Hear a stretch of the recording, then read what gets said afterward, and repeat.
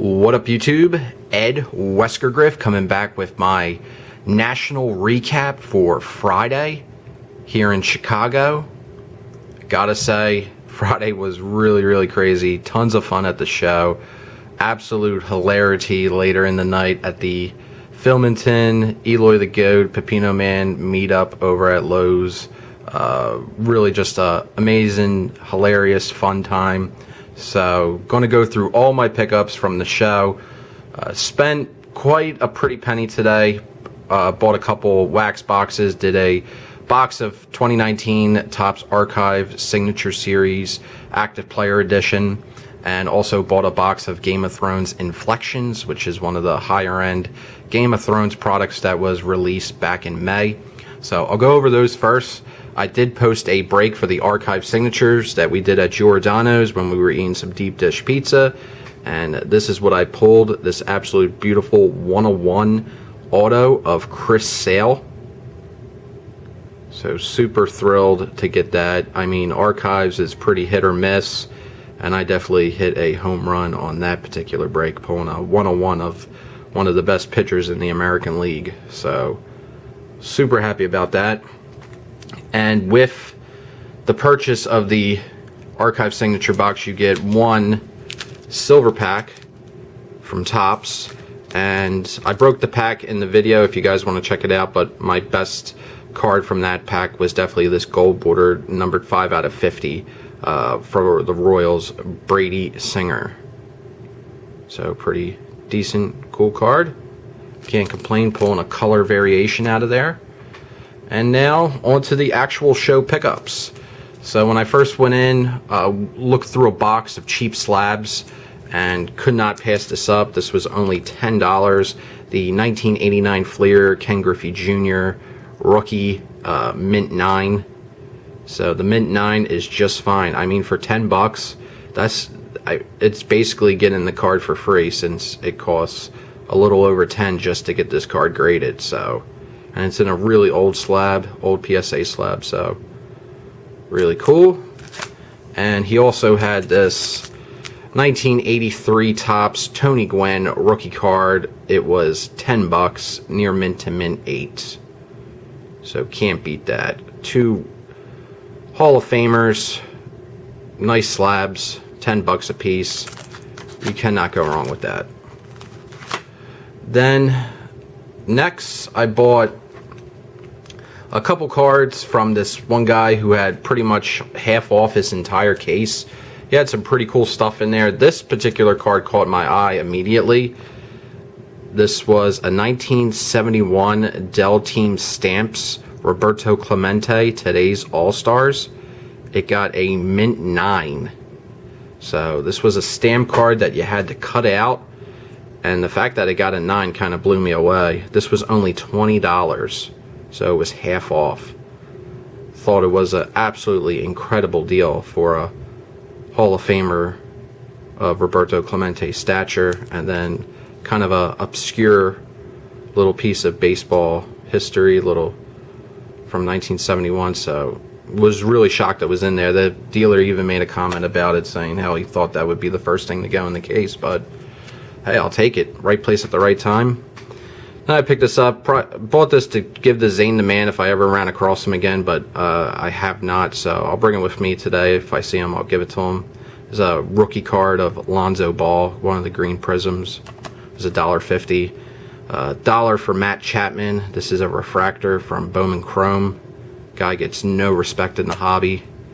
Bought this card as a joke. This is Mo Bamba, aka barbecue chicken, as Joel Embiid likes to call him. So for $1, I figure I'd pick up the rated rookie.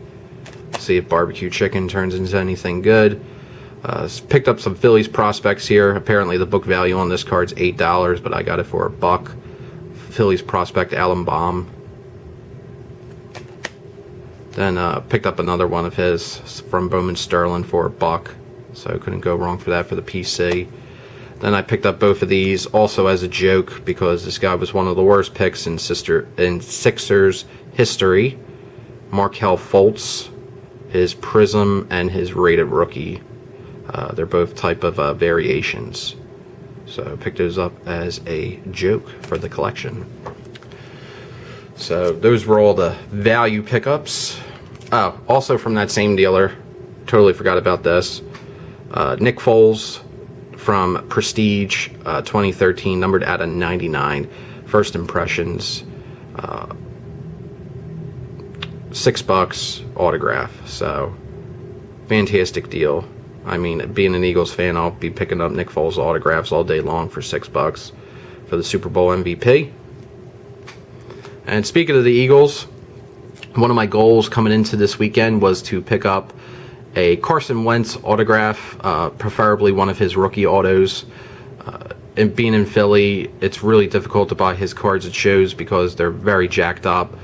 But was able to find one dealer who invested. He told me he invested a lot in Wentz. He had so many Wentz cards, about like, I would say 30 to 40 different Wentz cards. And I told him, I was up front with him, I told him I was probably looking more on the cheaper side, and was able to come to a really nice deal on this card. So this is my most expensive pickup from the show so far. This Carson Wentz rookie on-card autograph from Origins. Really nice signature there. Was able to land this card for $160. So I was really thrilled about that, because if I was in Philly, I'd be paying probably double that for this card, believe it or not. Because his Eagle stuff is just really ridiculous at all the Philly shows. But super thrilled about this. Absolute stunner for the Eagles collection. So that's my third Wentz auto in my collection. And then next, I did a box of Game of Thrones Inflections like I mentioned earlier.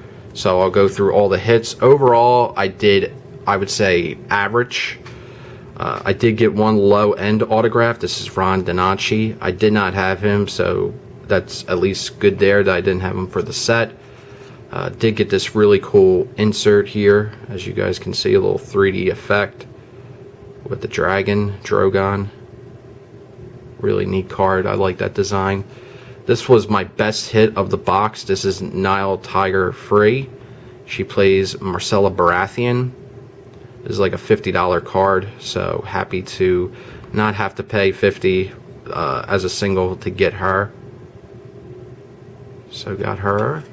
And then I did get one dual autograph. I got the Sand Snakes, Indra Varman, and Rosabella Sellers. So that's roughly around like $35 to $40. So I got around, like, I would estimate $90 worth of value on the box overall. Then I got this insert. This is numbered out of 75. And the character card that I got was Tormund. So overall, was pleased with the break. I might do one more box because I feel like there's some big hits potentially waiting in a lot of those boxes, because a lot of the big hits from the product have not really surfaced on eBay, and there's only 600 cases of that stuff that was made. So there's still lots of big hits to be had in those boxes potentially. And then finally, I met up with tons of YouTubers, and a lot of them hooked me up with their custom cards. So I'll go through those. The first one here was JT. He was at the meet last night, so he gave me this awesome custom Triple Crown 24. Then we have those back pages. Keep learning, always learning, share your knowledge. Awesome. Then Troy hooked me up with one of his customs. We went to lunch together at Giordano's Deep Dish, so that was nice. And then I met Mr. Silver Jackify. Awesome dude. Really funny, hilarious guy. And that's all I got for you. So that is my recap from Friday. Saturday, the plans were to go to the Cubs game. I highly doubt that's going to happen. I'm going to go over to the show. There's still so much more that I have to look at, and there's more cards with my name on them that want my money. So maybe I'll buy a Trout. Who knows? But let's see. So that's all I got for you guys. Have a great one. Take care. Enjoy the hobby. Have fun. Always learning. Peace.